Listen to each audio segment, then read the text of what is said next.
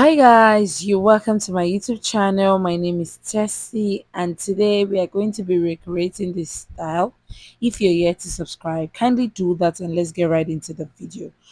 I'll be making use of this fabric. It's called a Mikado and I'll be making use of 3 yards of fabric. So the first step is to draft out your princess dart bustier. I have several videos on how to perfectly draft out this pattern. I'll drop the link for you guys to watch. So after drafting out your princess dart bustier, now what you need to do is determine how deep you want the neckline to be. So for the neckline, it depends on how deep you want it to be. So from this point, you can slant all the way to the under bust or to the bust point. It all depends on your preference. So for my client, she doesn't want it too revealing. So I'll be coming down by 7 inches. So from this point, I'll slant all the way down to that 7 inches line. So guys, after slanting, this is what it looks like as you can see. So I'm just going to chalk out my bust point line, my under bust line and my waist line. So guys, I'll go ahead now to cut out my pattern. So like I said, I have a detailed video on how to perfectly draft out this pattern. I'll drop the link for you to watch. So guys, after cutting out my pattern, as you can see, this is what it looks like. When you open the center front, it should look like this. Then you attach the sides to it, just like this. So we're done with the front part of the bustier. For the back as well, I have the same detailed video on how to perfectly draft the back pattern. So guys, after drafting out the back, we'll go ahead now to cut out the back pattern. So you need to watch the video on how to draft out both the front and the back part of this princess dart bustier. So as you can see, I'm trying to cut out the pattern. After cutting out my pattern, this is what it looks like. What I'll do next is to cut out my fabric. So I placed my pattern on my fabric on fold, as you can see. So what I'll do is to cut out the pattern. So guys, what I'll do on this shoulder area is to come up by 1/2 inch for joining allowance. So the next thing to do is to cut out the sides. After cutting out the sides, we are done with the front parts. For the back, my fabric is on fold. I placed my pattern on the back. What I'll do next is just to cut it out.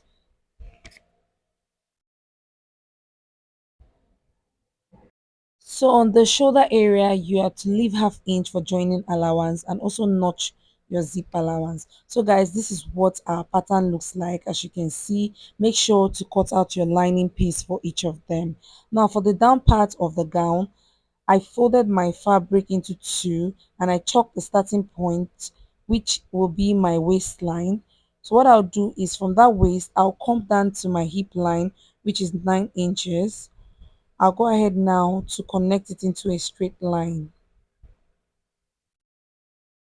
So the next thing to do is to take the length of your dress. So what you do is place your tape and take out your half length. So the half length I'm working with is 17 inches. I took 17 inches off. So what I'll do is to take the length of the dress. So the length of the dress is 38 inches, but I'll be adding extra 2 inches for folding allowance, which gave me 40. So I connected it into a straight line, as you can see.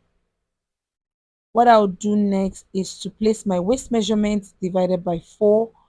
So the waist measurement divided by 4 is 8.5. I'll be adding extra 2 inches for sewing allowance.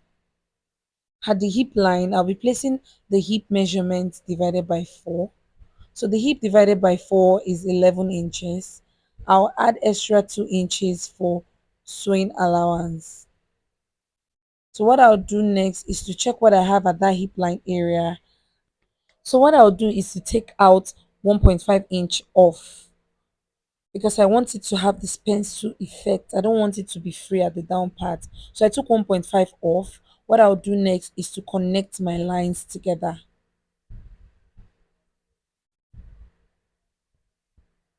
So I'll go ahead now to cut out my pattern. So what I'll do next is chalk out my zip allowance for the back. My fabric is on fold. After chalking out my zip allowance line, what I'll do next is to place my front on the back after the zip allowance line. So after placing the front on the back, I'll go ahead now to cut out my fabric. So guys, I notched the zip allowance area. So the next thing I'll be doing is joining my top part together. So I've added my wadding and my paper stay on the main fabric. I also added paper stay on the lining piece. So what I'll do is just place my main fabric this way. As you can see, I'll also place my lining this way. So I'll go ahead now to join my fabric together. I'll be stitching with 1/2 inch all the way down here. I'll do the same thing on this side as well. I'll place it and stitch all the way down here. After doing that, do the same thing for the lining piece as well. So guys, after joining the piece together, this is what the front looks like. As you can see, for the neckline, I think I'm going to bring it down a bit. So I've also joined the lining piece, as you can see. So I'll go ahead now to place my lining on my main fabric. Then I'll be stitching 1/2 inch on that neckline area all the way down. Then I'll turn it inside out. So guys, what I'll be doing next is working on the back. As you can see, I've added my dart, and for the lining piece I just decided to add boning case to it. As you can see, I'll be adding boning to the back. It's just something I felt like doing. So what I'll do is stitch the neckline and the zip allowance and the side. I'll turn it inside out. I'll do the same thing for this other side as well. So what I'll do is join the front to the front part of the skirt. So I'll go ahead now to join the front to the front, and I'll be joining the back to the back. So I'm just going to place it and join them. After joining, we are good to go. So guys, for the sleeve, I folded my fabric into two. On fold, I have 13 inches on fold. Now this sleeve is going to be having a little bit of pleats at the top part. So for that pleat, you need to come down to like 4 inches. So I chalked 4 inches, as you can see, and I connected it into a straight line. So my measurement will be starting on that line. So just take out 4 inches for now. So the measurement will be starting from this point. So from that line, I'll be taking the length of my sleeve. So the length is 13 inches. I added 1 inch for joining allowance. So I just connected the line, as you can see.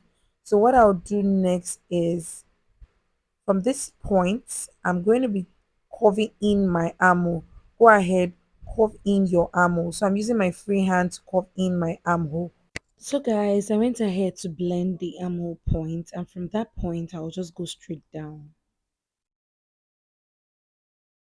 So guys, what I'll do is, from this point, that's this 4 inches line, I'm just going to blend it into the armhole. So you can see what I'm doing. I blended that line into the armhole just like this. So guys, we are done with one side of the sleeve.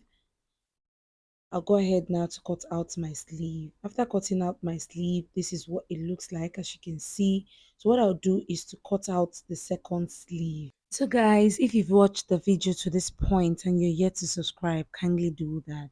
So guys, after cutting out my sleeve, this is what it looks like. So what I did next was to add my paper stay to it. So I'm using this paper stay. It's a bit thicker, but this is not the peplon stay. So depending on how thick you want your sleeve to be, for me, I don't want it too dramatic. So I cut out my paper stay, as you can see, and what I'll do next is just iron, and I left some space for sewing allowance. So what I did was to double my paper stay. So I went ahead to double the paper stay, as you can see. I'm not going to be adding boning to this. You can choose to add boning to your lining, but my client is a bit big, so she doesn't want the sleeve too dramatic. So what I did was to cut out my lining piece. As you can see, I'm using the main fabric as lining as well. So you can choose to add boning to it, to your lining. So guys, for the sleeve, you can attach your boning on the lining in order to make it stand proper, but I will not be doing that, like I said. So what I'll do is just place my lining on the main fabric, then I'll be stitching the side and also stitching the down parts, then I'll turn it inside out. I'll do the same thing for this other side as well. I'm going to place it together, then stitch the down part and also stitch the side. So guys, after doing all of that, this is what it looks like. As you can see, so guys, what I'll be doing next is the 4 inches I added, I'm just going to pleat it.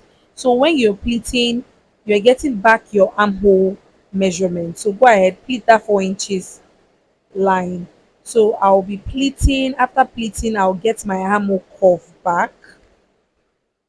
So I'll go ahead now to pleat and then do the same thing for the other side as well. So guys, after pleating, this is what we have. As you can see the curve that I have there and have my armhole measurements back.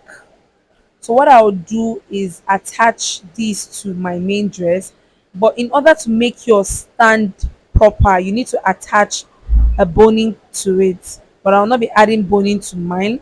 So I'll go ahead now to attach the sleeve on the main dress. After doing all of that, I'll be showing us the end result. So guys, this is the end result. I added a pleat and here is my client trying to fit in the dress, but it's a bit free at the hip area, so I'm just going to hold it a bit. So guys, hope this tutorial was helpful. Please do not forget to subscribe to the channel, like this video, drop a comment, and I'll see you guys in my next video. For now, I'll say bye.